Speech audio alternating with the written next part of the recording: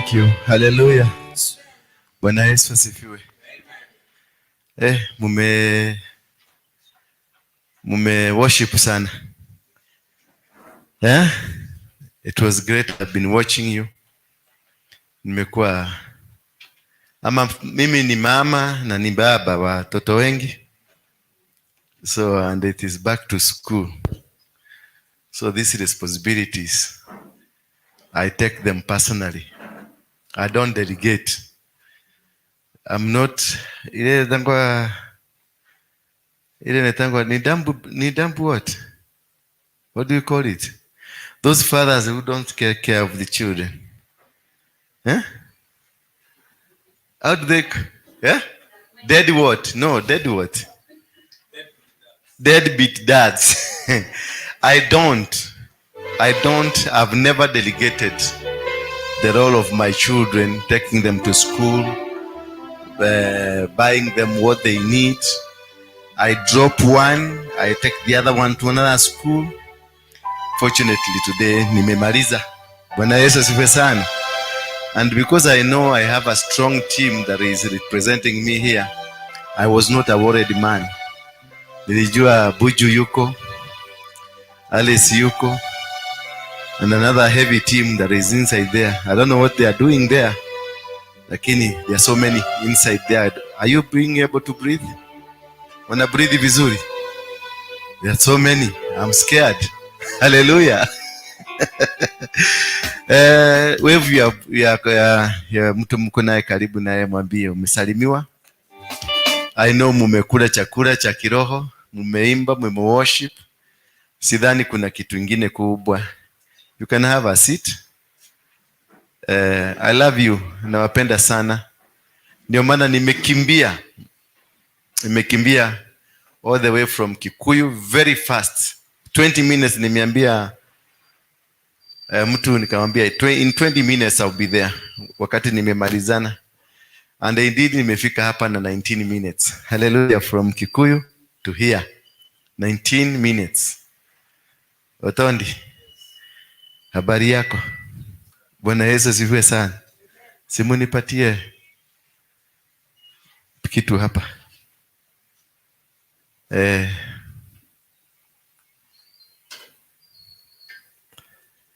Oh, shekere baba.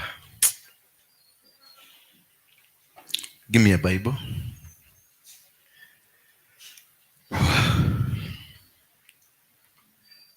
Responsibility.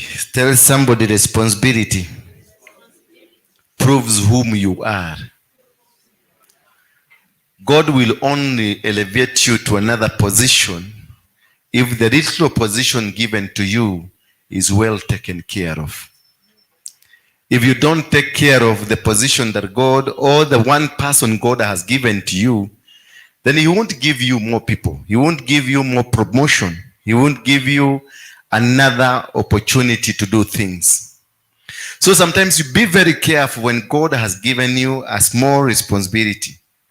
Be very careful because it is a test of a bigger responsibility. If God has told you to be washing the church, do it diligently because you don't know whether God is preparing to give you a house. Hallelujah. Maybe God is preparing to give you a house and He wants to see whether that house is giving you is going to be clean. Therefore, you will make sure that you wash the toilets of a church. And you know the toilets of a church are dirty because people come to church with various reasons, with different reasons. There are those who come because the pastor is handsome and tall. There are those who come because they want to bring down the church. There are those who come because they want to seek the Lord. There are those who come because they want to come and kill some time.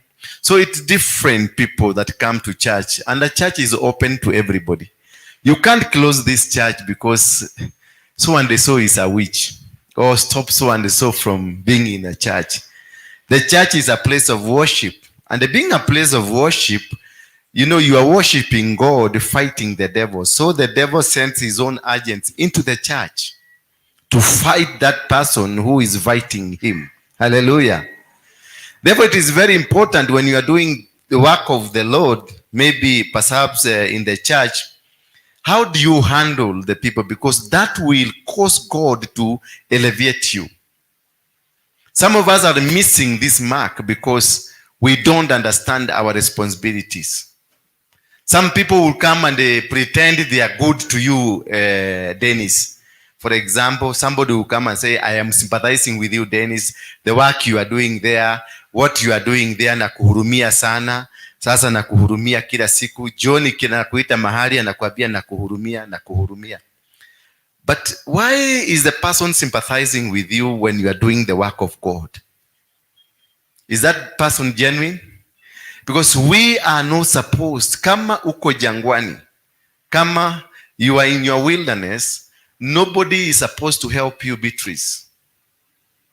Rahab, nobody is supposed to come into your life to help you when you are in the wilderness. When the children of Israel tried to keep the manna, because they were in the wilderness, they tried to keep so that they can eat some hours later, but inaharibika. Bwana Yesu asifiwe sana. That is why when you know that we have three types of wildernesses, and these three types of wildernesses are caused by you, by God, and by the devil himself. The one that is caused by the devil, you struggle and you suffer. You will not make it, you will not succeed, you don't move, you don't make any move.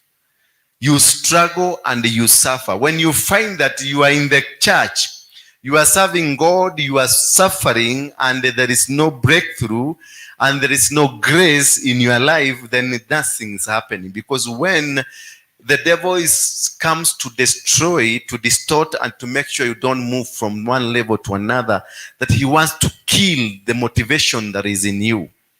So at the moment, the issue here that happens to you is that he will cause strife in your life, and whatever you try to do doesn't work. You open a business, it doesn't work. You start a family, it doesn't work. You start a church, it doesn't work. Whatever you start does not work. And remember, that time you are in church, you are serving the kingdom, you are a pastor, you are a bishop, you are a co-worker in the ministry, but nothing is working. Why?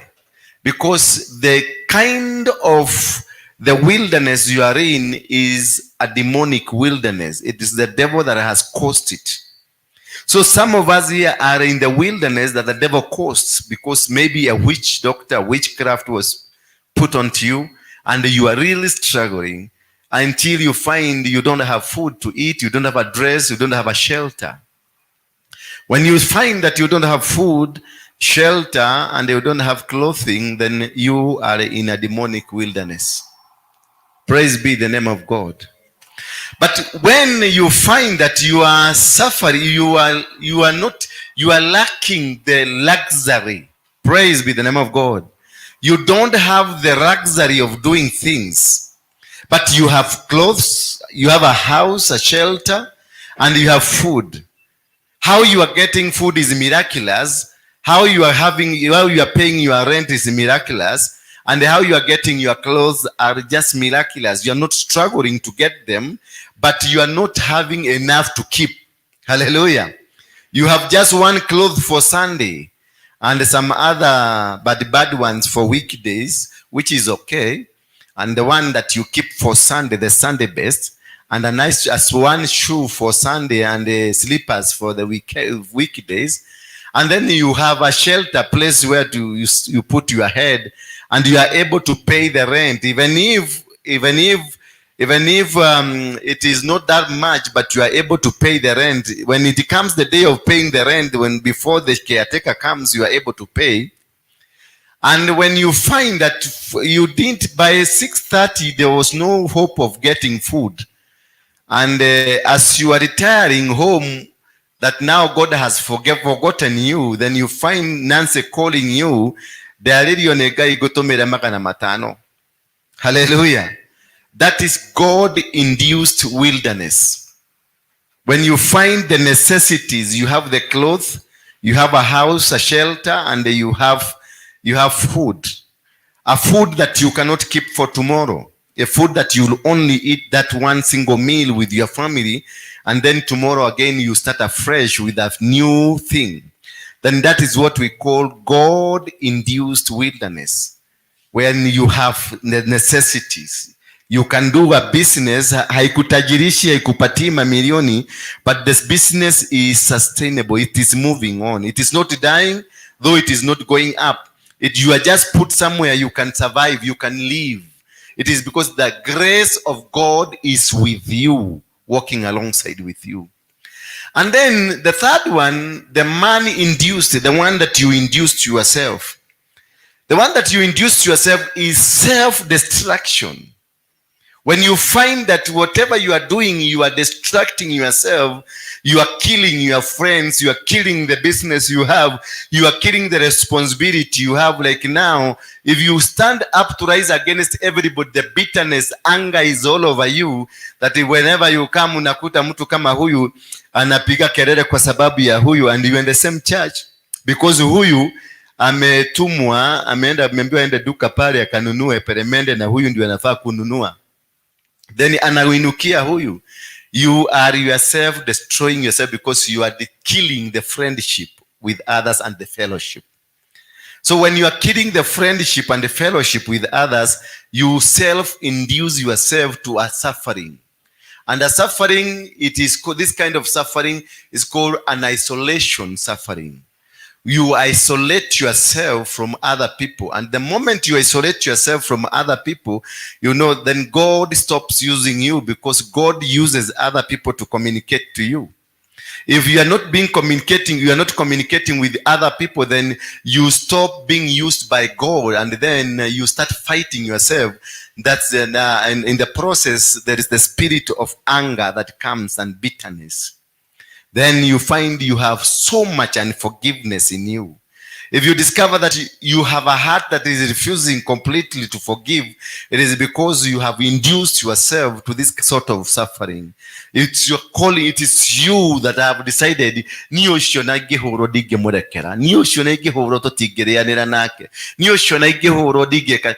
even if I am what kind of danger, I don't care dying, but I will not speak to that person.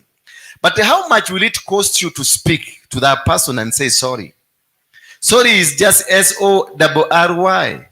Very enough to create a conducive environment for you to live a peaceful life and enjoying life. Because God, the condition, there is one condition in a prayer of the Lord, and one condition in that God, in all the promises, it is only one promise of God that has a condition.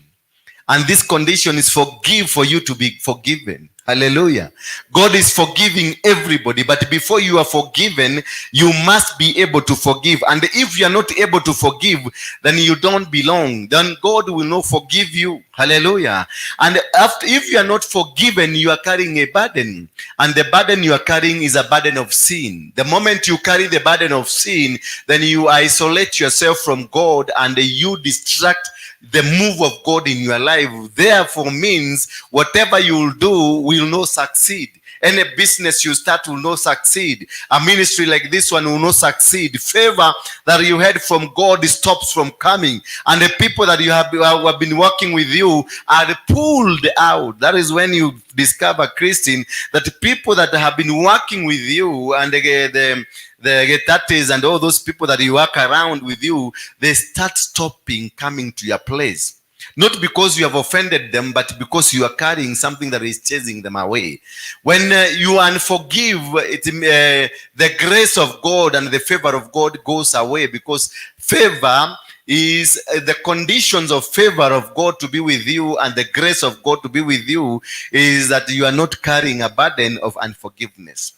Some of us, we are sick and we are suffering because we have a lot in our hearts that has caused us to generate other diseases in our body that have caused us to die spiritually, die physically, and die in a natural way, that we are not able to survive, to live, to walk, or even to stand. That is why we are all suffering in ministry, crying every day, because we are carrying a burden that we have refused to put down. When you are carrying unforgiveness, you are carrying the devil himself, because it is only the devil who cannot be able to forgive. Once you work for him, he comes and destroys you. So whatever you are doing now, if you are carrying in yourself the unforgiveness, then inside you, the devil has a room where he lives. And if the devil has a room where he lives, it means every power of God, the favor and the grace of God expires automatically, and you create a conducive environment for your destruction, where diseases now will come in, unfavorable conditions will come in, spirit of rejections comes in, and the spirit of stagnation and the barrenness comes in. Hallelujah. When you find that your business is not growing, yet you have a business not growing, or whatever you do does not generate something else, then the spirit of barrenness in you. And when you have the spirit of barrenness in you, it must have been originated by the spirit of stagnation, because stagnation causes you not to move, to go anywhere where you can meet your mate so that you can produce. Because when we walk out of our houses, we go to do business, we go to pray, we go wherever we go, so that we can be blessed for another production of things. So when you are not coming out of the position you are, you have been stagnated. Hallelujah. Meaning that when you are stagnated, you are barren. You cannot give birth. You cannot produce. Whatever you do, even if you prayed for a person, the prayers will not yield to the conditions that God has created for a prayer to be born in you. So whatever we do in life is predetermined by whatever we have in our hearts. Whatever we become in our life is predetermined by whatever we have in our hearts. Because what you are carrying in your heart makes you, or makes what you are going to become. The thinking you have in whatever capacity you are in is as a result of what is in your heart. If your heart is full of unforgiveness, that is how you will think. And what you think, that is what you see. And that is what you become. What you see makes you what you are, and that is what you become. Therefore, the heart, it is a home where God lives, where the Spirit of God will walk with you, where the Spirit of God will find home and rest. If there is no Spirit of God, then you will have opened people who will come and tell you that they are sympathizing with you. They are looking at you and see, Reverend anakutumia vibaya mahali yako, kwa hivyo wewe na kuhurumia sana na kuombea utoke huko ndio uende. Bwana Yesu asifiwe sana. Meaning that person is planting a seed of discord. Hallelujah. What is a seed of discord? A seed of discord, it is that seed that is meant to generate and produce a plant of isolation, a plant of unforgiveness, a plant of destruction. Because when you have the seed of discord in you, you will start beating, you will start backbiting others, you start working against other people, you start working against this ministry. Like now, I had a dream about here. Two guys here whom I trust very much, I really trust them. I saw them. The seed of discord had been planted into their hearts. Somebody somewhere who was at the periphery was planting the seed into them, so that because he want to send a message or to send a move that will cause the derailment of what God is planning to do in this church. Hallelujah. The people who causes the derailment of the church or an organization or a family, they don't come from outside, but they come from inside, but they go outside to cause the problem by using the people who are inside. Hallelujah. I don't know whether you got me. They are previously from inside, but they go out so that they can use the people, and they send the venom to the people inside, so that the people inside can kill what is inside as he watches what is happening. Then he will come and say, I prophesied. Hallelujah. Bwana Yesu asifiwe sana. So you better be very careful, and that is why the Bible has told us, Run away from those people who are masquerading in your life as good people, yet they are bad people. The Bible tells us, run away, get out of such kind of people, because they don't mean good for you. Those are the people who are called Sanballatos and who? Tobias and Sanballatos. They only appear when you are about to be blessed. When you are building the wall, that is when they come. When you are building the business, that's when they come. They will come to distort or to make sure you don't succeed or you don't move to another level. Praise be the name of Jesus. You see, they will plant in an information that will cause you to start fighting one another to make sure you don't engage in the purpose that God called you for. Hallelujah. They will cause this guy to fight in order not to build a praise and worship team. They will cause this the fellowship here, the Wednesday fellowship. We start fighting, focusing on Anita, focusing on Nancy, focusing on Alice, focusing on Charity here and Chairman, so that we not be able to have time to focus on what will take us the another step. Hallelujah. That is the sole purpose of Tobias and who? Sanballatos. That is the main purpose. And what happens for a clever person and a clever leader, you just ignore them and pretend like they never existed. Hallelujah. Bwana Yesu asifiwe sana. You just ignore them because the Bible told us they are busybodies. And when you have a busybody in your life, then ignore the busybody and move forward and have a right person in your life. Create another team to move. When Nehemiah realized these people are an obstruction to what I'm doing, he created a team, one team that focused on them with the arrows and the pangas and the rumbus and the pistols and the guns to make sure the Sanballatos and Tobias are kept busy doing their nonsense while you have the right team doing what God instructed him to do. Hallelujah. So you just don't put them aside and just forget about them, because they will put the venom and the venom will start working in your body. What you do, you keep them busy somewhere by getting an army, because when Nehemiah saw what is happening, he created two teams. A team that continued to build and a team that kept these people at bay so that they don't come back there to stop what you are doing. That is the trick that God made with Joshua when they went. I don't know whether it is Gibeon or it's Ai. When they were approaching Ai, then God told Joshua, you will create two teams. Hallelujah. One team will go early enough and surround, look like they want to attack. Praise be the name of God. And they look like they want to attack the town. Once they are there, then you will have the attackers, the real attackers will be on the other side.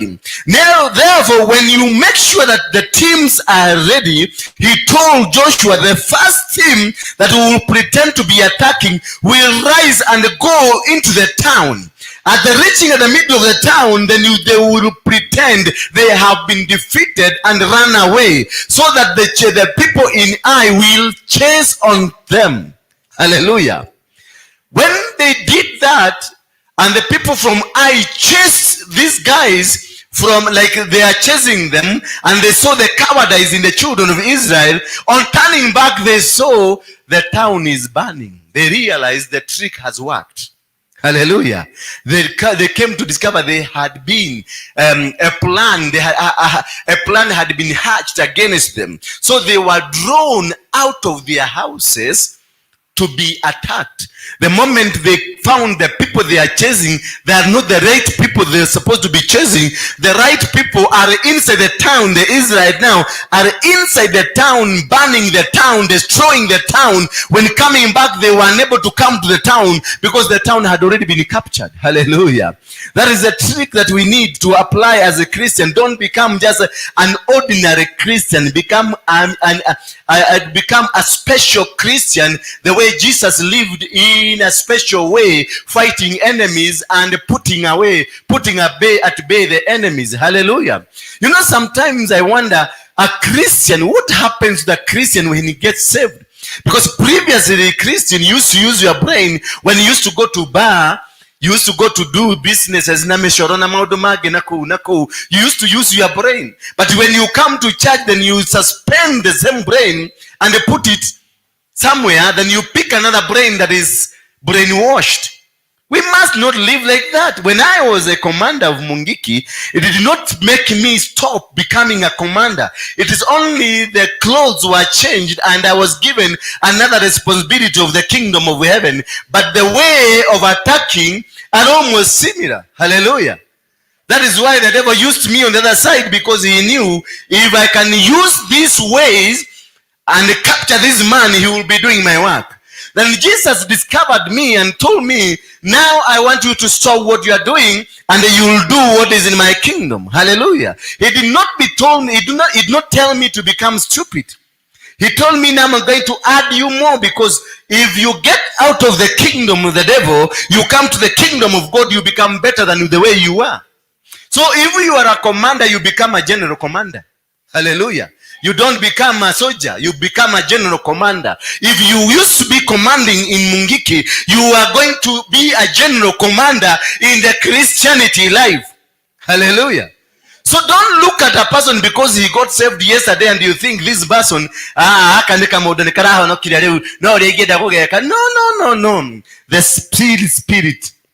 The spirit, that zeal of serving God is within me. Hallelujah. Bwana Yesu asifiwe sana. And that is what you need to understand. And to break and destroy all the covenants and the powers of darkness that have been holding you back is by realizing first who you are. When you are called into the ministry, what were you, Alice? Were you just a dormant woman now? Just a useless woman in the society, or you are a responsible woman? Yes, you are serving in the other kingdom, but you had a responsibility. Hallelujah. When Gideon was given the mantle after the angel appeared to him, Gideon had 32,000 people that were following him. So when God came into his house, into his life, he told him, what I'm going to remove is the burden of leading 32,000 people and give you my spirit to lead you to win the battles for you. So when you become a Christian born again, you are given a spirit to do the battle, but in a spirit way. Hallelujah. So you will conquer every battle in a spirit way, but you don't become a fool. Hallelujah. I don't know whether you are getting me. When you are doing shrewd business, Mr. Isaiah, wherever you are doing the shrewd businesses because you have the brains. So when you got saved, the brains did not expire. It's supposed to be added some more strength by the Spirit of God. So you become better and more sharper than before. Because now you are in the kingdom of heaven. Previously, you are working for the devil. So when you are working for God, you are supposed to work better, move better, and do better and smarter, because the person you are following, who is Jesus Christ, is smarter than you, better than you, clever than you, and faster than you. So when you are following somebody who is faster than you, you will be behind him, moving just faster like him, and like how you used to move. So when you become a Christian, does not qualify you to become stupid. Hallelujah. When you become a Christian, does not qualify you people to move around you and look at you in a manner that looks like they will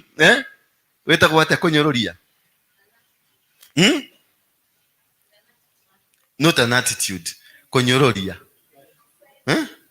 Like they want to mock you. It's like you got saved. Now they can just come and step on you, say, walk on you, do anything they want to do. Because sometimes when I was listening to Raila, sometimes back, he made some sense for the first time in me.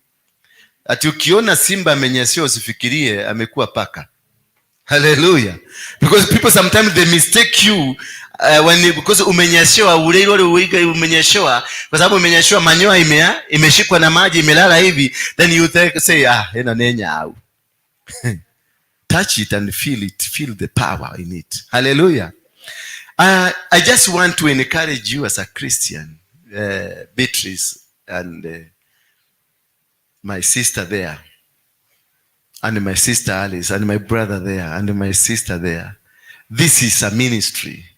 Hallelujah. This is not Catholic. Hallelujah. When you're in the move of God, you put aside the institutional capacity of doing things, and you move like God. God is called who? The other day we discovered who is God. God is fire. Hallelujah. God is fire. It's a consuming fire. So if you have a consuming fire, anything around you that is not good to be consumed have to be consumed. Hallelujah. And God, they said again, God is a blessing Father.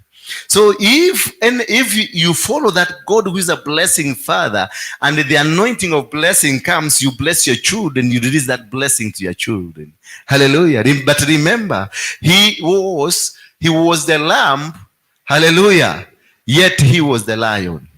I don't know whether you understand that. He was a lamb, yet he was, because they call him the Lion of Judah. But at the same time, they call him the lamb. Can you imagine now the lamb? You are this morning the lamb, the day later in the day you are a lion. Because God is all around. It means God is all around. Hallelujah. When in the ministry, like I told you on Sunday, the people who are here on Sunday, that from August going forward, the church is going to have a drastic change. A drastic change and transformation that is going to happen in churches. You will be shocked. More especially this church, you will be shocked with what is going to happen. The people you used to think they were in front, you will find them back there. The people you used to think they were back there, you find them in front. The people you used to look at them down and see that they are useless, you find that they are the useless people. The people you used to think they are so important, you just look at them and see how hopeless they can be.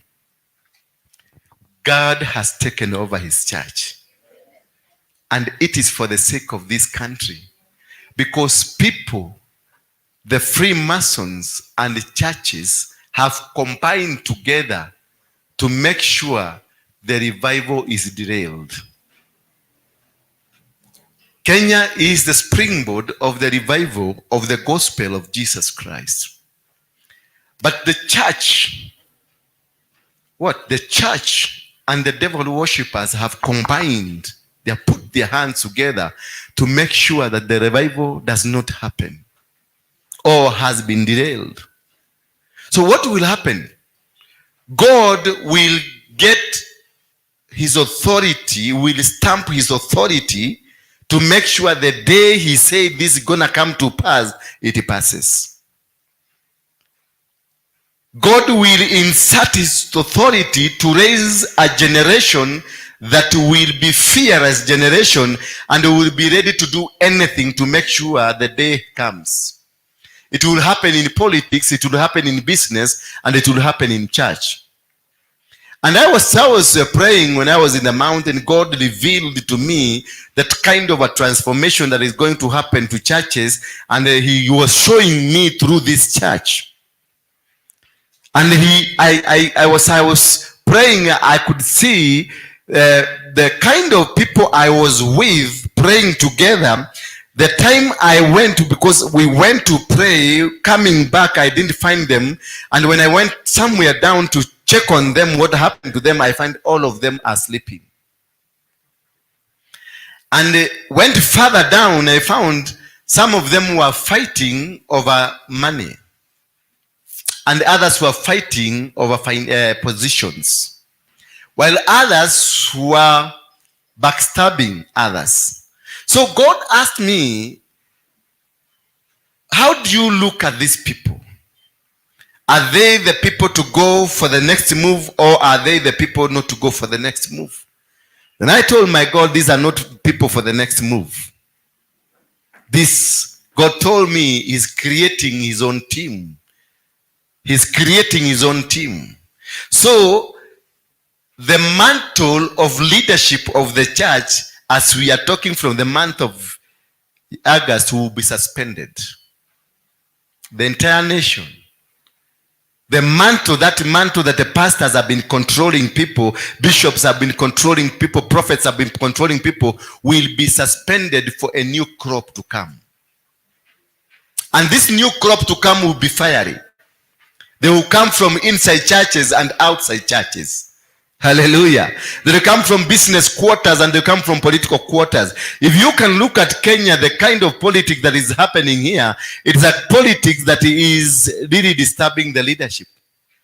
Because the leadership, they got the power, they got the authority, and they got the money, but they have been outwitted. Hallelujah. I don't know whether you are seeing that. The people called the hustler nation and the dynasties, there is something that is really happening in this country, because if you looked at what happened in Banana and in Thika, Juja here, it gives you an indication of what is just about to happen.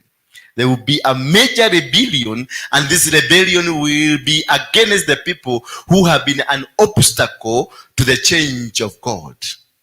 The same thing will happen in churches. Some bishops and pastors who have been dominating, like the city of this one, who have been against the will of God to go through, they will be given some lands somewhere very far from the city. Hallelujah. Some of them will go to Muranga and be given a big land by God, and then God will tell them, settle here.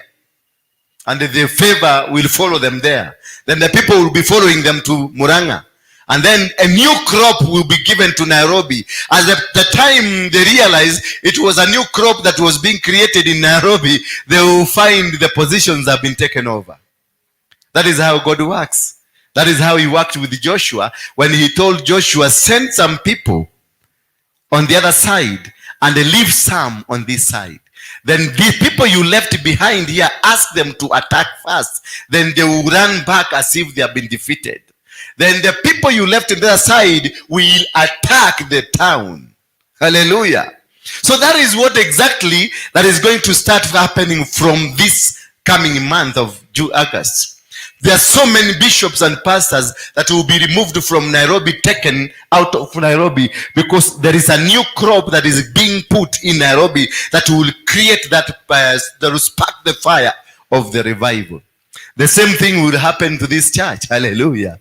I don't know whether you are one of them that will be sent out. I don't know whether you are one of those people that will watch out your attitudes. Hallelujah. Watch out your characters and behaviors, because God will not allow that dirty person to be in this altar. If you are dirty, I can promise you, you will be removed.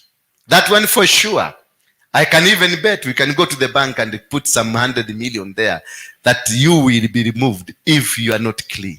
This is the moment for you to be clean and seek God. Stop looking at your neighbor, what the neighbor is doing. Stop looking at whatever is happening around you. Ask yourself, what is happening with me?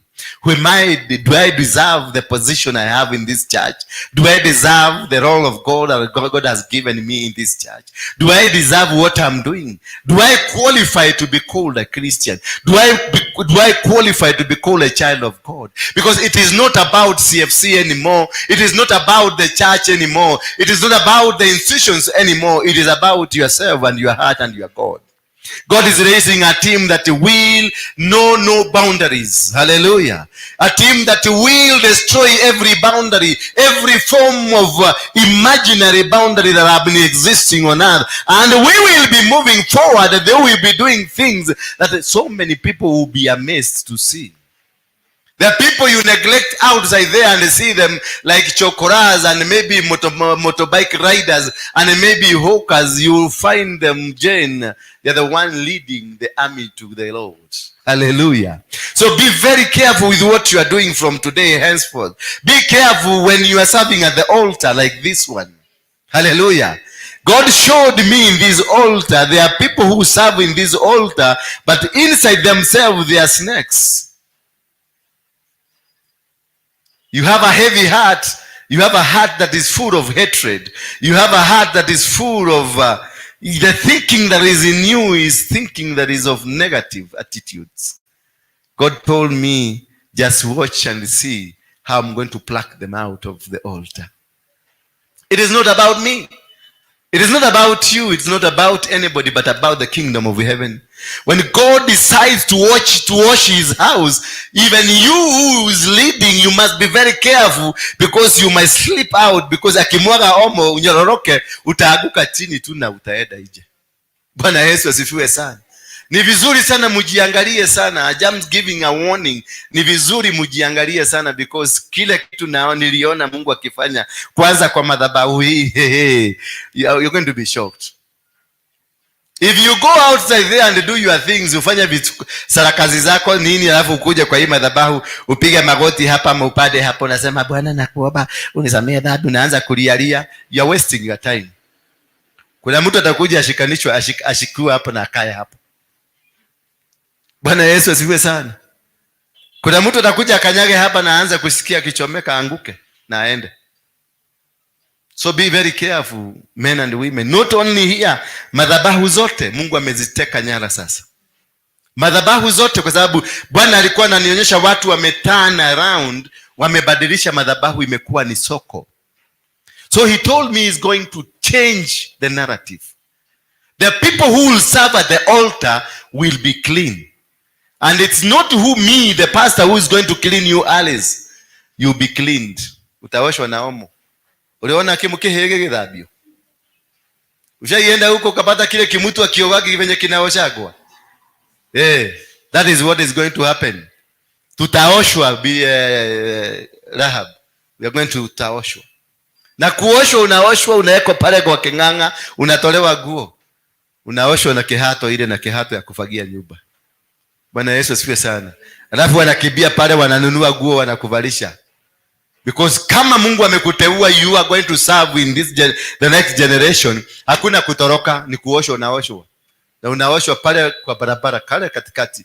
Watu wote wanakuona na wanasungunua nguo, wanasema, "Meona sasa ameng'ara? Sasa tuende safari." Hallelujah. So that is what is going to happen. That is what's going to happen. Start here. Start from next week, utaona kitu itatendeka hapa kwa hii nyumba. Wale watu wako na maroho na mambo mengine ya kishetani na usherati na nini. Kube mtu usherati na mambo mingi inafanyika. That has to stop. Na ndio naonanga kila wakati hapa ile kitu inazungumziwa sana ni usherati. Kwa sababu wao ndio washerati. Ndio wanasema Refred ni tall, handsome and dark. Bwana Yesu asifiwe sana. Wanaona mashakura, wakiona Refred wanaona mashakura. Kumbe yeye ndio shakura, ameshakuliwa na huko, sasa anakuja anataka kupost my information zingine. You will never again joke with the anointing of God. That I promise you. You will never again joke with the anointing. The time of joking, I told you the other time, the grace period ya kufundisha watu leaders. I was training trainers. The grace has come to an end. Now it is the kwenda. Hallelujah. It is kufanya nini? When you are training trainers, what happens is that the trainers, because they know how to quote the Bible, they don't listen to you. That's when you find that people have the audacity to sit in a corner like that when anasema, naona huyo mama amekuja, amevaa kamini skati, amefanya hivi, amekaa hivi. Huyo amekuja kutafuta Refred. Jana siku likuja mama. Huyo mama aligia pale, Refred akaanza kujishusha hivi. Akaanza kujishusha. Huyo ni shetani. Na wewe saa hiyo umetoka kwa gari. Umetoka kwa gari. Shame on you. Hata uwezi kuafford kununua kwenda kwa room. Bwana Yesu asifiwe sana. That narrative has come to an end. That narrative has come to what? Na mkue waangalifu sana. When person anakuita, munaenda mahali pale kuongea, umuulize kwanza, tunaongea neno la Mungu ama tunaongea neno la mtu? Are we talking about our chairman? Ama are we talking about the word of God? If there is not your mission, see the word of God, get out of that person, run away, because there is wrath. Kuna wrath, kuna kibiboko vimeteremshwa na watu watanyoroshwa. Bwana Yesu siwe sana. And I told you whether Pastor Jenny, you know that or you don't know. I told you last Sunday that if you will be in this church and you don't have love to another person, or when you see like somebody is taking your position, you hate that person, I'm assuring you, nona maena karai. Maji na karai na mtoto yote mutaenda ije. That one I can promise you. I can promise you. Just wait and see. Watch my words. Today I decided to be prophetic a bit. I know you are not used to me when I'm prophetic. I want to be prophetic a bit because that is what God told me to come and tell his people. We have started a move to go out. On Friday, we will be in Kiandutu, 10 a.m. Hallelujah. We'll be gathering with the people there and we'll be discussing. On Saturday, we have the elderly people. We need to feed those people. God gave us that mandate to feed people. But Christine and his people decided to cut it short. Instead, Kina Otodi, instead of doing that, and Buju and him and Akina Anita, the people of the house, Akina Ares, they started gesturing for power. Who is who? Who says? Who does this? Who this? Who this? Those things have been cancelled. Hallelujah. Those things you've been gesturing for have been cancelled. And you will never see them again. Ingia kwa kiwanja. It is about souls. The only one that is going to be recognized in the kingdom. The grace ambayo imeteremshwa sasa is about souls.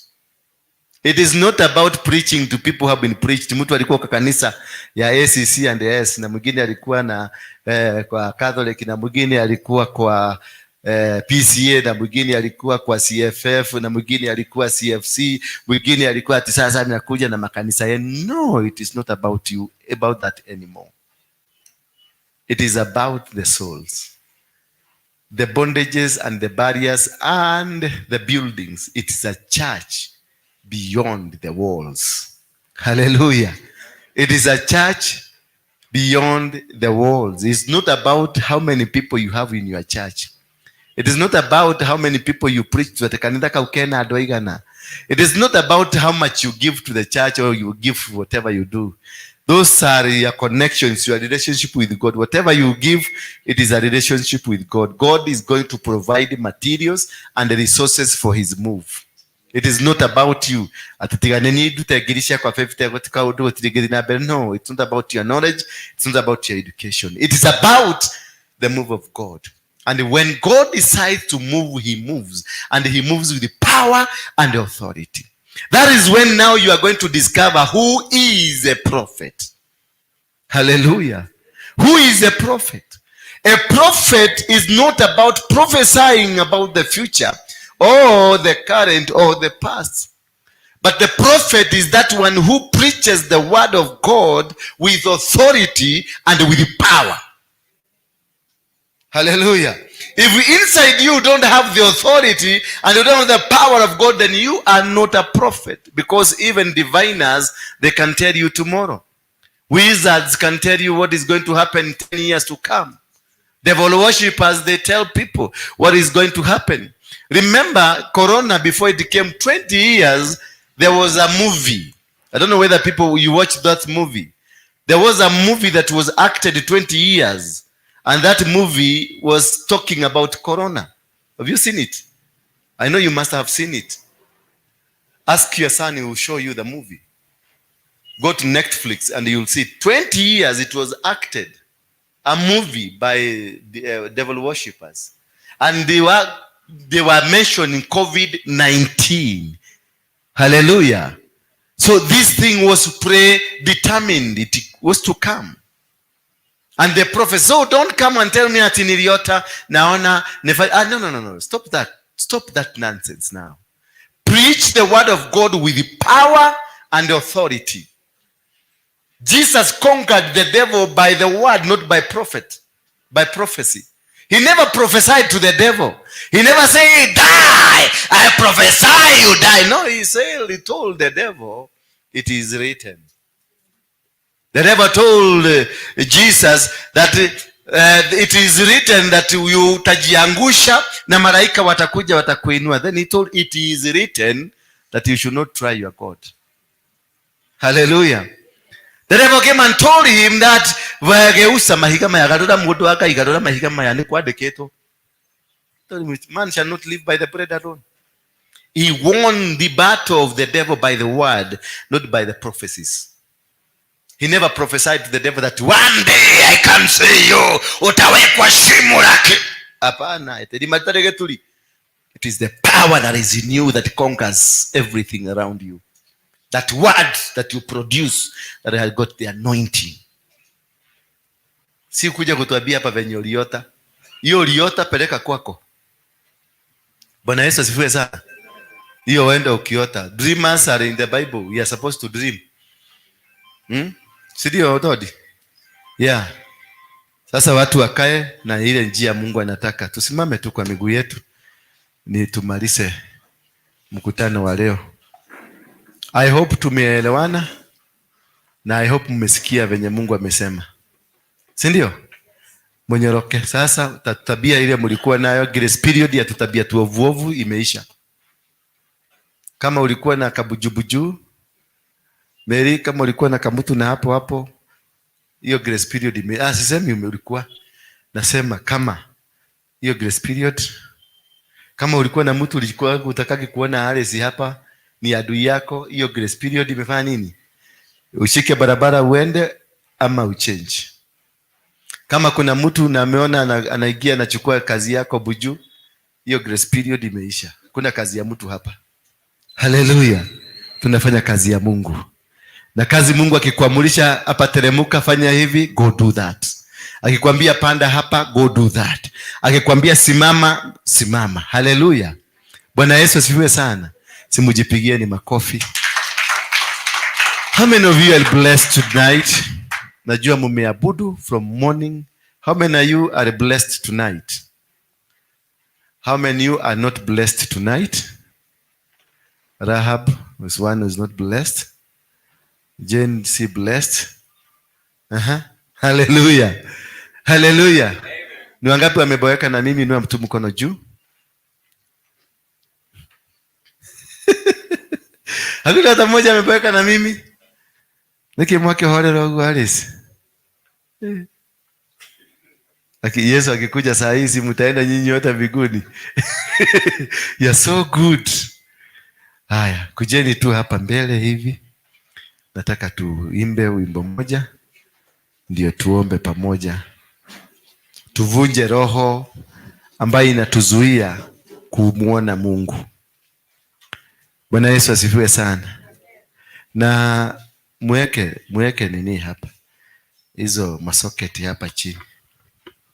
Hata kama tunahama, weka masoketi. Umesikia Dennis? Hiyo ndio kazi yako. Kazi ya kupigana na watu hapa sitaki.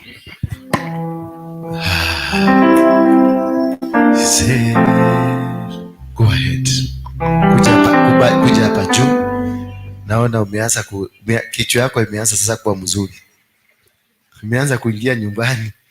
Hallelujah. Nilikwambia kuna madhabahu, sikiliza. There is what we call disobedience, God's disobedience. When you disobey God, it is not by sinning. It is not sleeping around with women. That is sinning. That's a sin. But to disobey God is when you are in this church and you are not supposed to be in this church. It's not sin because ameshika microphone. Kwa hiyo utaimba nyimbo ya shetani? Si utaimba nyimbo ya Mungu? Lakini you will be in the wrong place, doing the right thing in the wrong place. Umeona? Hiyo ndio tunaita disobedience, ku disobey God. Lakini kwenda kulala na mwanamke, kufanya nini, kufanya hiyo inaitangwa sin.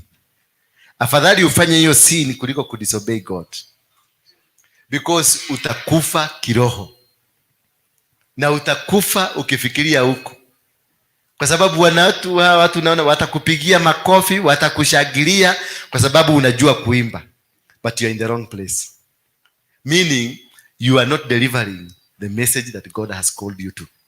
Hallelujah. Sijui kama mmenielewa. Did you get me? There is a difference between sin and disobeying God. Mary, you are in this church because God wants you to be in this church. But again, you move from this church, you go to the next church down there, and you'll be given the pulpit and you preach, just as you are preaching here. But God had called you to be in this church and has given you the grace for you to be this church.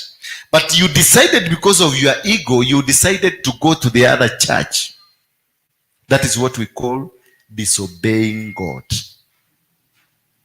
And when you disobey God, the journey from Egypt to Canaan was only 8 days. Hallelujah. Was only supposed to be 8 days. But what made them to go for 40 years? What was the disobedience? They suspended the covenant of God. They said, because tutikwamba kuruithia twakinya kuria ni tukuruithia. They acted against the covenant of God. They, remember, the children of Israel lived under the covenant of God. And whatever they got and how they lived in their life was based and grounded on the covenant. Therefore, when you suspend a covenant between me and you, it means anything I was doing with you has to stop. Hallelujah. You have a Safaricom line. So, if you put it in your phone and some money, what will happen? You have to communicate. You will start communicating. But the covenant between you and Safaricom is that you must put airtime. What happens when you don't put the airtime? There's no communication. So when you suspend what keeps you, what is keeping you, when you suspend the process of God in your life, then God moves away. That is how he abandoned them. Hallelujah. That is how he did what? And the people who abandoned them, God made sure they all died in the wilderness. I don't know whether you know that. The people who suspended the covenant of God, they all died in the wilderness. None of them, apart from Joshua and Caleb. None of them, including Moses himself, because Moses could have told them, God did not tell me you suspend. Hallelujah. So when you suspend the move of God, God moves and lives there.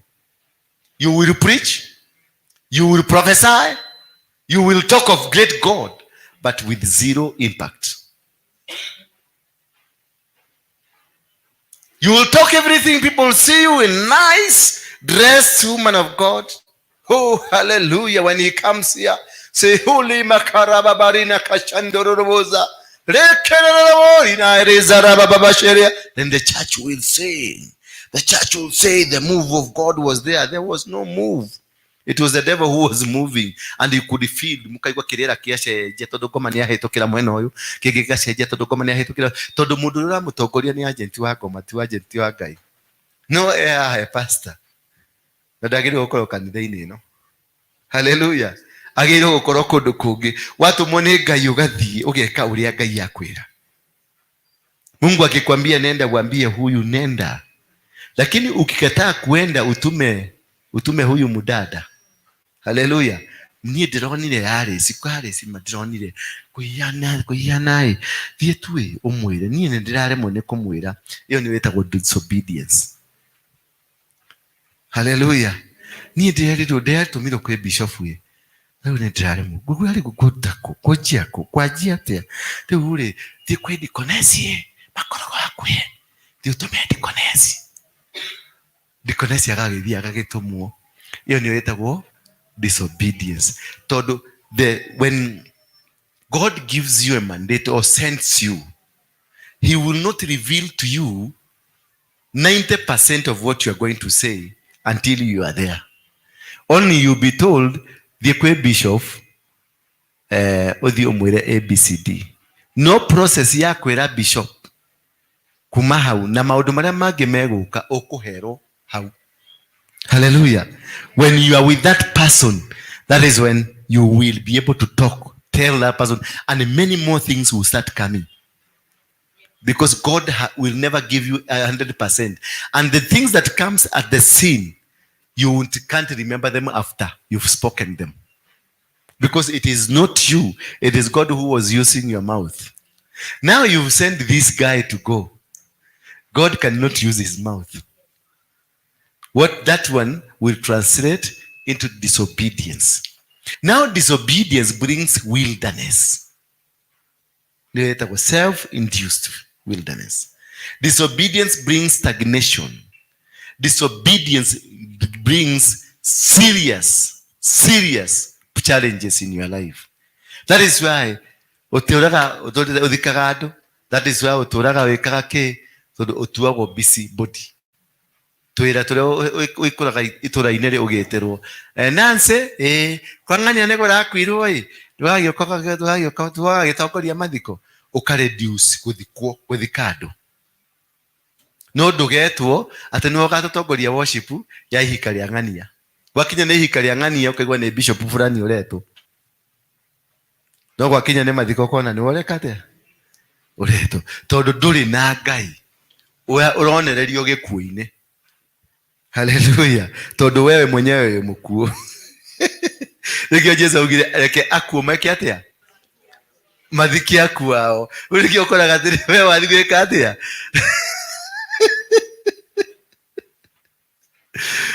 Oh yeah. Guy, the way you just ask yourself, are you in the right place? Are you doing the right thing? Ask yourself. I didn't tell you to ask anybody. Ask yourself, are you in the right place? Are you doing the right thing? Were you supposed to be here today? Were you supposed to be where you were yesterday? What you are doing, is it from God and is it for this time? Or you are doing it because umeona Reverend ameanza kufanya? Ama kwa sababu umeona Buju amenyoa nywele zake na wewe sasa unaanza kunyoa? Buju alisikia nini ndio anyoe ndio sasa wewe na wewe unyoe? Hallelujah. Bwana Yesu asifiwe sana. Disconnect yourself from what causes disobedience.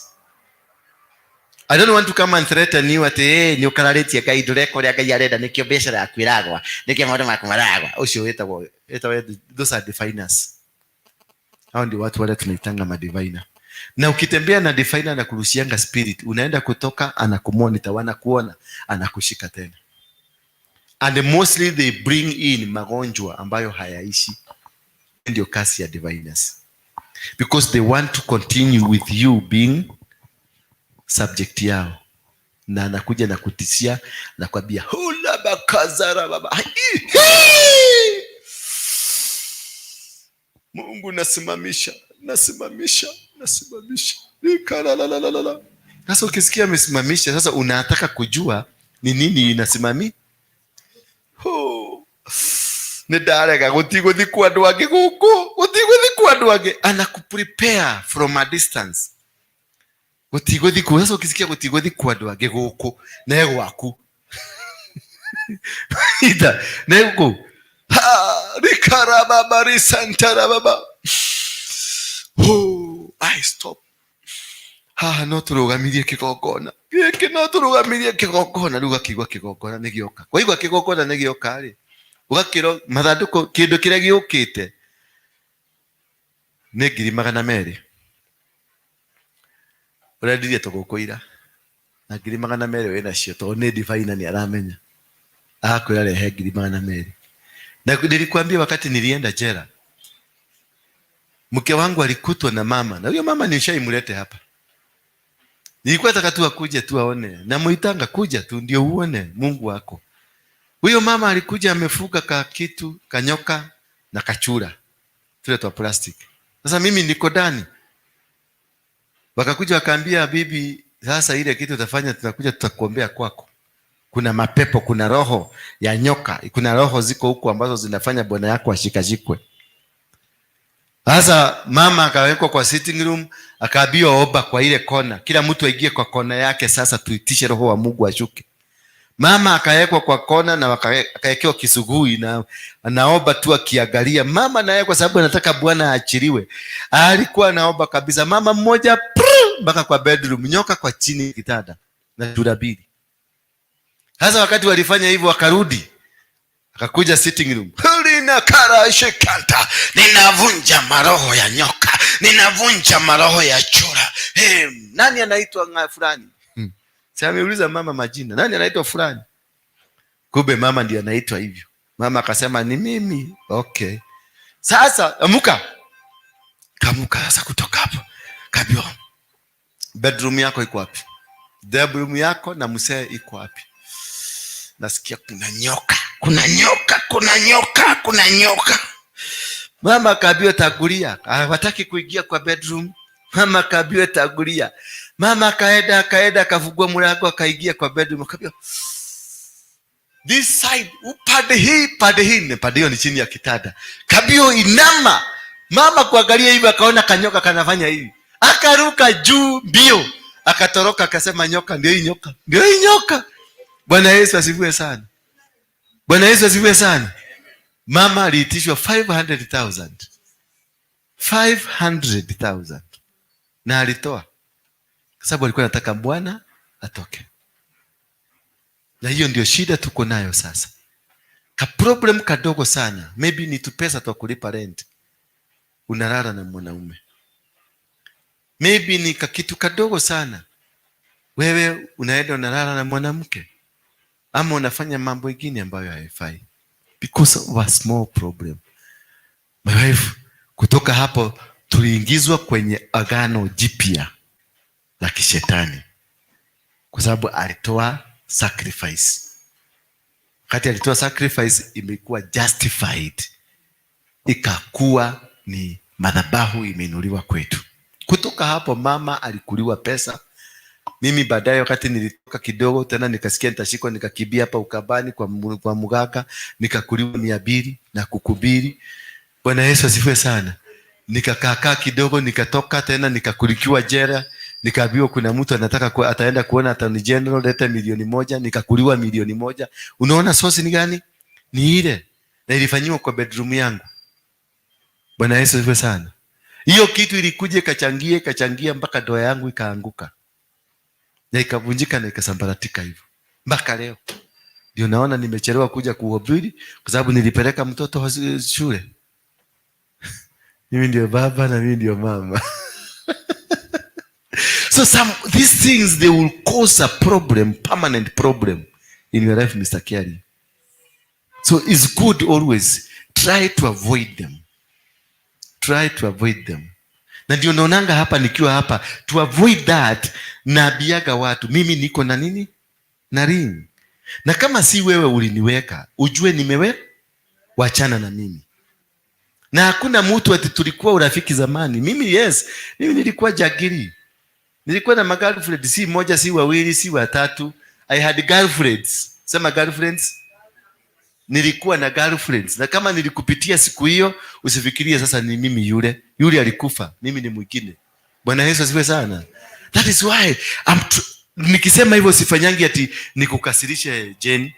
Nafanyanga hivyo ndio nijiondoe, nisirudi kwenye mtego kama huo. Kwa sababu ninajua what was done in my life.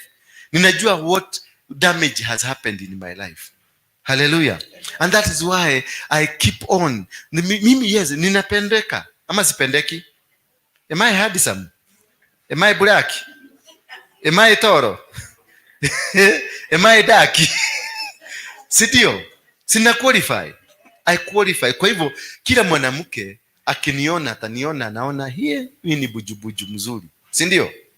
Yes, I don't deny that, kwa sababu uko na macho nione, kwa sababu ugikara hadu uko na ginya gutire mundu rakwareria ri, you have a problem. Kana niete nyina ore nducogothago tikitwarima nducogothago yugiaga gucogothwo ndu guthige cicine kwioria kariki. It is normal gucogothwo ni normal, wanyita no wegitire, wekire boundary, weka boundary. Kama kamutu kanakuja kusema najua refu, sisi tunajuana for a long time, sisi used to be, yes it is good, yes labda tulikuwa rafiki na wewe, sikatai, lakini ni wakati huo, wakati niliokoka huyo jamaa mlikuanga naye alikufa. Huyo jamaa unaona ni mjamaa mwingi, umpatie heshima na mafuta yake. Bwana Yesu asifiwe sana. Bwana Yesu asifiwe sana. That one ukiweza kujua your past you, yule mama wa zamani alikufa, ni mama mwingine huyu, then utakuwa misingi iliyoinuliwa kwako inabomoka. Mwana Mary, misingi ile iliinuliwa kwako unaona inabomoka. Kama kupata document lazima ulale na mtu, for example, ama kupata favor fulani Cecilia lazima atenegeza hiyo wira fulani no ginya ukome na mundu. That's a foundation. It's a foundation iko ndani yako. Bwana Yesu asifiwe sana. Na lazima ubomoe hiyo foundation. Umeona? Lazima ubomoe. Na ndio nafutakanga sana kuwafundisha hiyo na mimi, because I am a subject of that. Nimepitia, nimeona, nimeenda jela mara 52. Nimehukumiwa kunyongwa mara 2, nimepigwa risasi mara 12, nimewekewa sumu mara 9. Bwana Yesu asifiwe sana. Nimelala na wanawake si mmoja ama wawili, zaidi ya 1000 wanaweza kunichagua MCA. Bwana Yesu asifiwe sana. Bwana Yesu asifiwe sana. Kwa hivyo usifikirie kwa sababu nimekuita darling hapa ukafikiria you are so important kuliko hawa wengine, because hawa wengine bado wana exist. Hata wengine wamenizalia watoto. Bwana Yesu asifiwe sana. So nikikuconsider wewe, ukumbuke kuna mtu mpaka amezaa mtoto. Ukifikiria wewe ni very important, remember niko na watoto, kuna mtu amenipatia mtoto. Kwa hivyo usijione wewe ni wa maana sana. Maana kitore gicararuku niguo guteithia ndiraguteithia ukwiyeheria te gwithema he kwiyeheria na gwithema wikira ruirigo wanyita nigetha uhote kwihonokia, tondu he mehindu mangi utangihota kwihonokia na meguka nona roho cio wa kwenda andu ucio ni roho muru muno, tondu ni gwikora aresi wikora ugajia warikio ugajia kuria kai uni atandeka papa nisamee papa nikyo turero tuthi na mbere o tukiaragia against undu ucio, tondu urararia against undu ucio ni uthia uthamite kuma kuri we. More especially people like us tumete polygamous family. Wanyita tumete ni fafari na ciana 20 na ari na atumia eri aria tuwi na ciana 20 iria tu no ni tuthiana ku mutani ukona kimundu giki nikituhiana. Bwana Yesu asifiwe sana. No ndungioria ciuria makiria ma handu ariku iki atia ndungioria makiria ma hau ni wikirire no menya atiriri kugashike ciume nau ciume nene. Bwana Yesu asifiwe sana. Ugacoka riu ukeuria tondu ni wahonokire ri ukeuria atiriri we ni uratukia thoguo riu nderora nani ri ngona atiriri haiya ndathi na hau ngekora thina twana tuigana. Na niguo njiraga sisi njiraga andu atiriri ungigathi na hau hanyu tacia uigue heka na karaeto kaka kahia na waruingi kahure mbica tu undehere no koronima to ndigienda karie thina ndi muoyo kana tiguo. Nani imagine mwana waku emutaro-ini akiria thina na ni waiguire wega we kana ni Nancy kana ni Nancy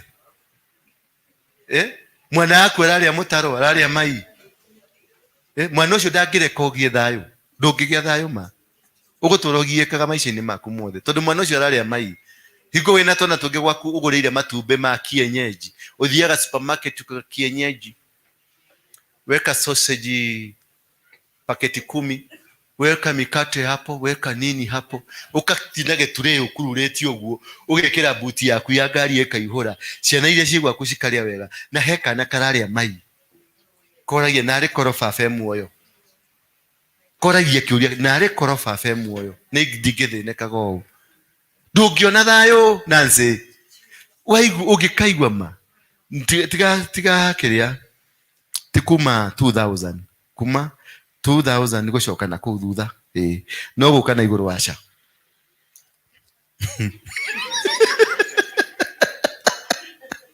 guka na iguru waca ungirehero kangu kana iguru ri acio cio ni impersonator no guthi na kuu ri ndari kihato manyita tondu ndathia kwihitha kwa Christine thigari ni itangathire shuti waruinge on site manyita digithire kwihitha kwa kimundurume ta giki tondu kimundurume ta giki no gikondoro gwekega shuti waruinge on site na kwirutiro rigi kwina milioni 40 uri kumuratha milioni 40 kana uri kumuneana milioni 40 no thi kwihitha kwa kimundurume ta uyu na gwake ndarihite rent riu uguthi kwi mutumia ta uyu tondu ni uguthi wehocanie na sex yake umuonye kiwendo kingi muno rucio comoke othi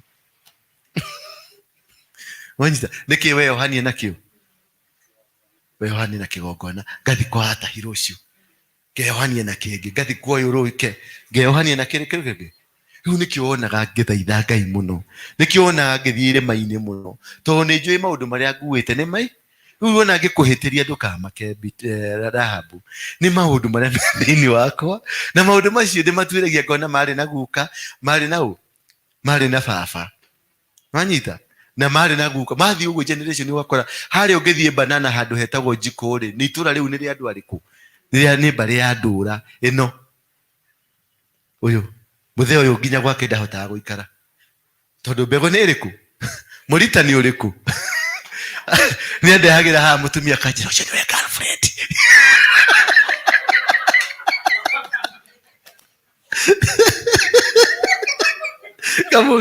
kamuria muthee ni ukota kanjira mayo mario ho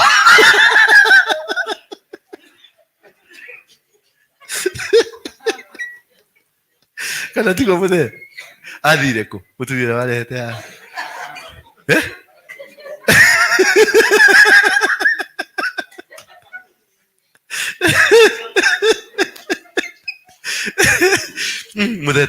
muthete uyu muthee gitonga kinene muno no uyu anyariritwo ni aka uyu anyariritwo ni aka wanyita riria ari mbeca mena mwenje nao kathee gaka gatiatatikaga kathambagio maguru karuta noti ya ngiri thambia guku kungi karuta ya ngiri wanyita mwana riu gutire riu no kugia no gwethegea arethegea ke ngwire Ngai ni egukwambararia uhere tumehia maku gutire rihia Ngai atangerekera wanyita na gutire thome Ngai atoi ni egukugarura ringi na ni ugukunengera indo ciaku moko-ini uguo wigwatire na moko na akurathime no tuge kirathimo kinene muno kuri generation mwathani agocwo ona Mr. Kiarie riu uhorere riu nira uwece amani wa kanitha wanyita weho uhorera riu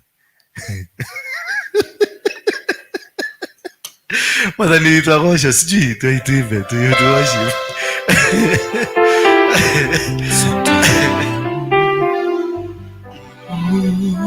tutware imbere ya Ngai akorwo hari na kaundu mbere kidogo akorwo hena kaundu uraigua ni gatumaga uhingike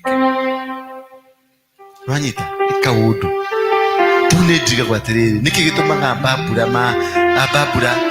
Mary Alice yake Rasara monaga tau magiona watahinio kana ndwaikara nawe haria kira megwiciria ucio no nginya ni meguthi gukoma nake tikwenda kwa Alice tikwenda kwa Nancy tikwenda kwa Sarah tikwenda kwa uyu heki kuo kithini wakwa kithiri monaga wanyita uguo na ni thaithaga Ngai muno kithiri kiu kiki atia matige kuona ngithie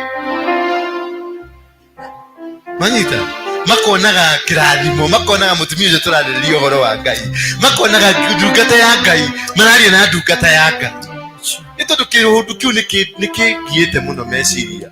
Tondũ hata gũkora mũndũ ta Babura, no nĩ example ndĩrahũthĩra yako, hata gũkora mũndũ ta Babura ikarĩte harĩa, tondũ nĩgũka mũtumia, na ndikĩiguĩte andũ matigoke na tũkuo tũkuhĩ. Gĩtumia nĩgĩoka hiũrĩtie gakuo haha, ũkona Babura nĩoka nĩaikara harĩa, ũkona Kamĩrĩ nĩgaikara haha, na Kamĩrĩ rĩu gagoka rĩu Mĩrĩ ndekũhuraga sturu, ũkona rĩu nĩanjia gũka kũhuraga sturu. How are you? Njĩtagwo Mĩrĩ. No arenda rĩu rĩrĩ kwanjia gatopiki ga gwĩka atĩa gagũtheca mũtumia ũcio na kwenda kuonia ithuĩ nĩ tugaga gũkũ no aigua. The example, I'm not ndakũhĩtĩria nĩwarakara.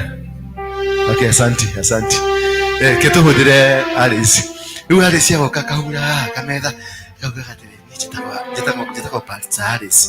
No nĩkĩ ti atĩ nĩ Pastor Alice arenda menyekane nĩ Pastor Alice, no heka ka information arenda kũhanda kwĩra mũtumia ũyũ ithuĩ nĩ tugaga kũndũ kũrĩkũ mũciĩ ũyũ nĩ ũrĩ ene.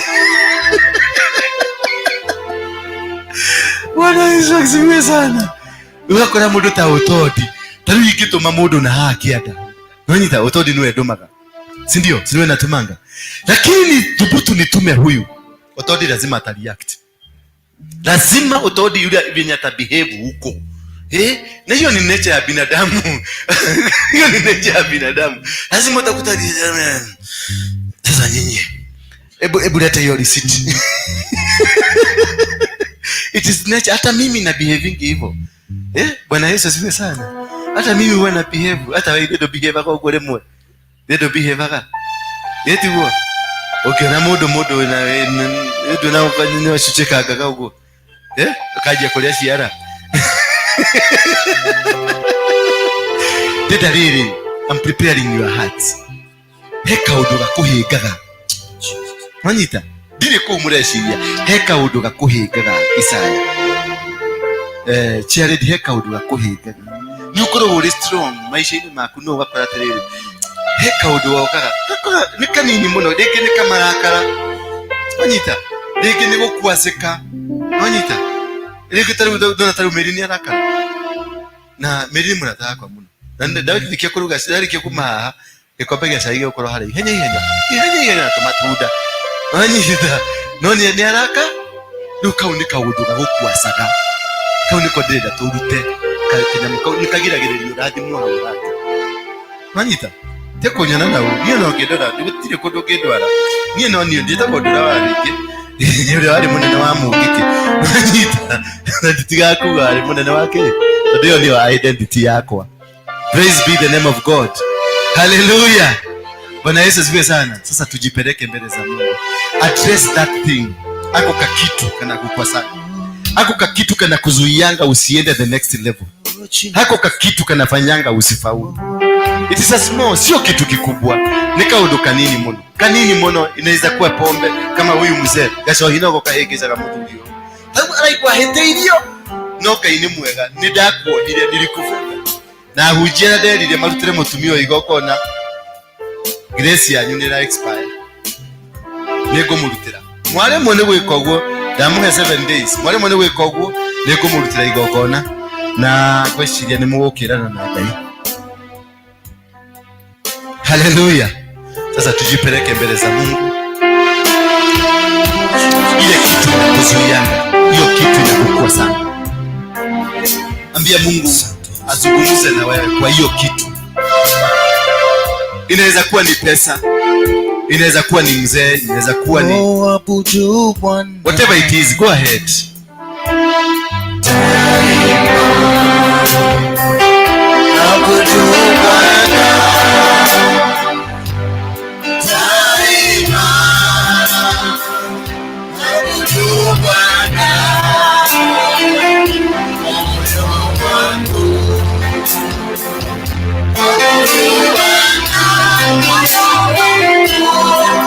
Mwabudu Bwana. Mwambie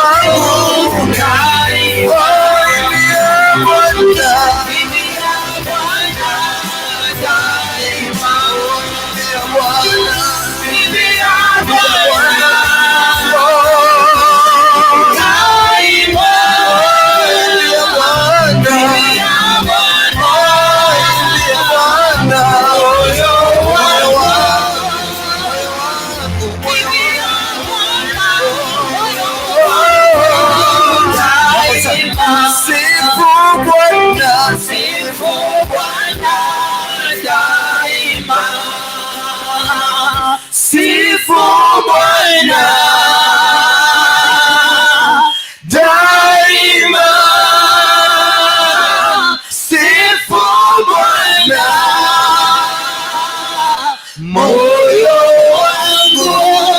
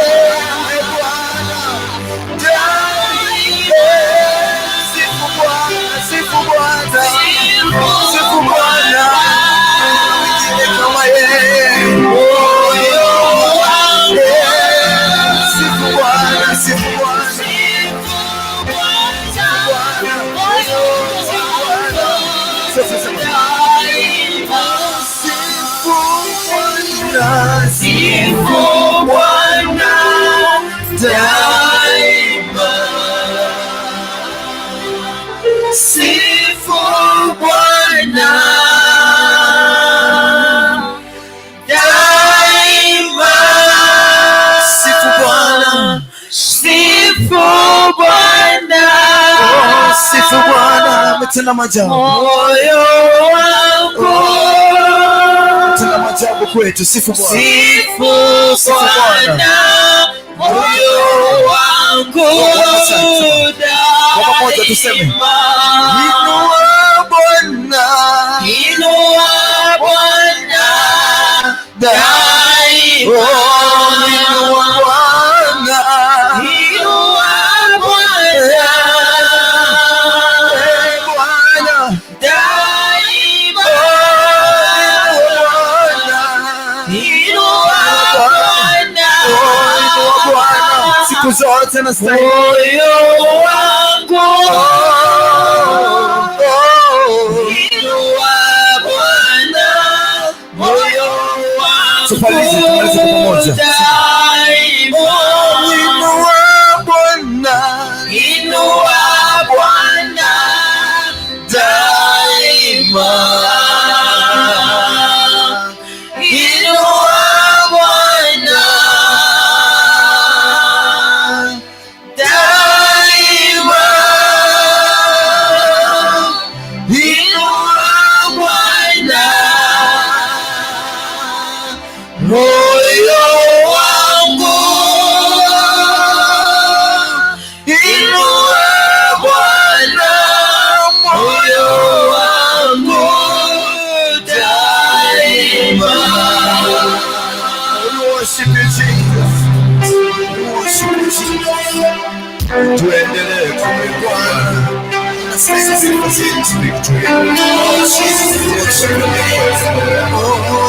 Ayeyushe zote.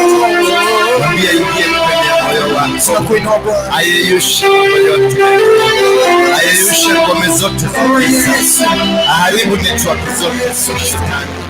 Katika maisha yako. Akuinue tena.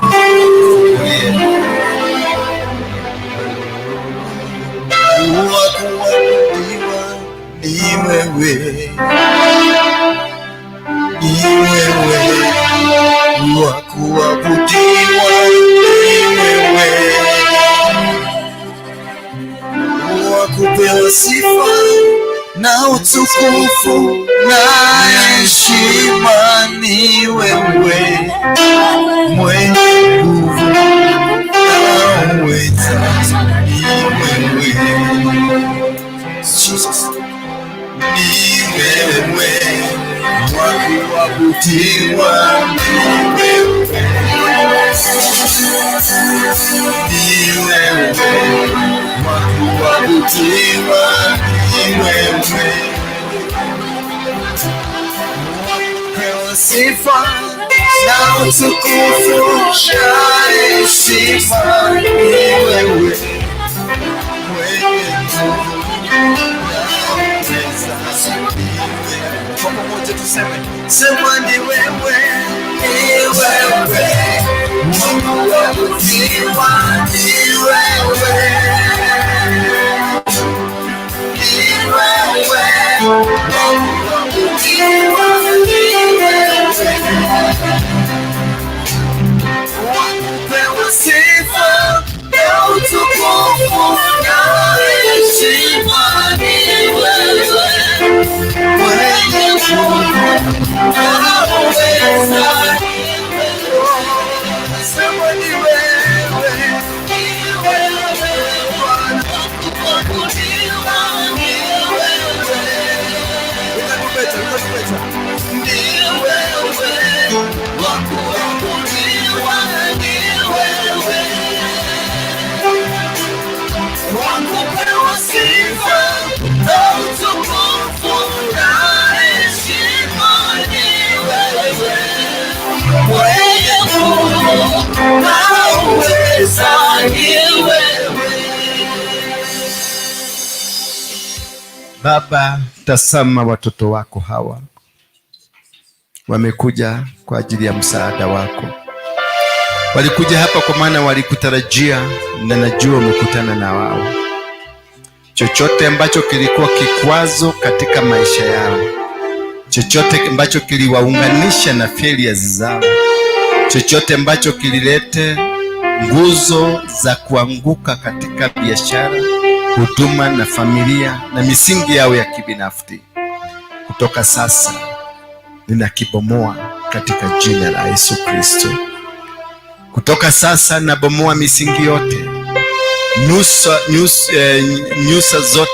nyufa zote ambazo ziliinuliwa, kuta zozote zilizoinuliwa, mipango na maroho ya kishetani, mafundisho na maelekezo na manabii na mambo yaliyochangia katika kuanguka kwa maisha ya watoto hawa siku ya leo. Ninafuta mipango hiyo yote na kuandika mpango mpya juu ya watoto hawa. Kwenye biashara zao wabarikiwe, kwenye familia zao wabarikiwe, kwenye huduma zao wabarikiwe. Ninaangamiza na kuharibu ngome zote za wachawi, mazungumzo na maneno yaliyonenwa kinyume katika maisha ya watoto hawa, na ukombozi ushuke kwao. I cancel every demonic communication, every demonic altar, and every demonic covenant, and every demonic commandment that was put against these children. From today, I wipe it out in the mighty name of Jesus Christ, and I declare them your children. I declare them your sons and your daughters.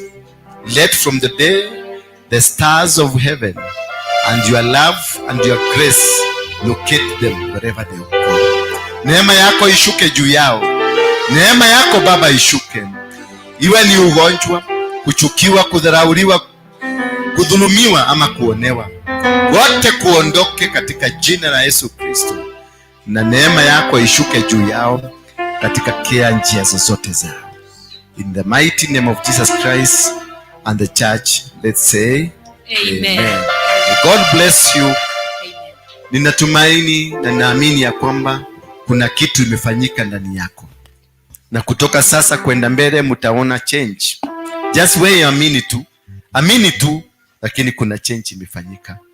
Kuna kitu kilikuwa kinakusumbua. Kuna roho ya chuki, roho ya wivu ilikuwa ndani yako, roho ya umaskini, roho ya kunyang'anywa, roho ya kuonewa ilikuwa ndani yako, na imeondoka katika jina la Yesu Kristo. Kutoka sasa wewe ni kiumbe kipya. You are a new creature from today. Your thinking will be new. Your way of doing things will be new. The covenant between you and God has been renewed, and you are a son and you are a daughter of the Most High. They will not follow you, Beatrice, where they have been disconnected from your life, and you will never see them again, because God has renewed the covenant between you and him. And the past covenant that you had with those people is been broken. In the mighty name of Jesus Christ. Continue worshiping him, trusting in him, move according to his own will, and he's going to restore you. You are already destroyed. Your family is already restored. Your business is already restored. Your marriage is already restored. Whatever that you do has been restored, that is from God. And that which does not come from God will be destroyed, and has been destroyed. In the mighty name of Jesus Christ we pray. Somebody say amen. And now may the grace